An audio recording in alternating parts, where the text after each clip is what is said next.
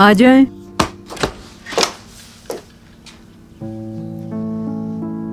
इस जख्मी हाथ के साथ भी तुम काम करना नहीं छोड़ रही हो ना मरियम?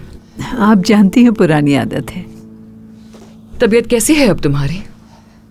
दर्द है थोड़ा, लेकिन ठीक हो जाएगा जल्दी। मरियम प्लीज बैठ जाओ, मैं तुमसे एक जरूरी बात करना चाहती हूँ।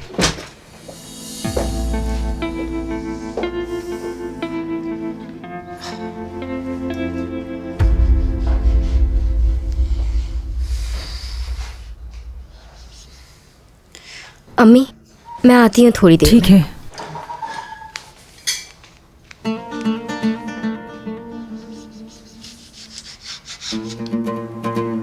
ज़ैनब, छुट्टी मिल गई तुम्हें? हाँ नसरीन, लेकिन हाफ डे। ठीक है, मैं भी फ्री हूँ आज। लेकिन एक बात बताओ मुझे, जिम की कोई खबर है क्या? अभी तो फिलहाल उसकी कोई खबर नहीं है, लेकिन वो अभी भी वैसा ही है। नफसियाती है वो बिल्कुल। अच्छा चलो फिर मिलते हैं। ठीक है, बात होती है।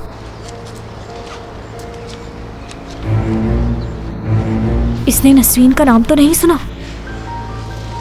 शायद नहीं सुना होगा।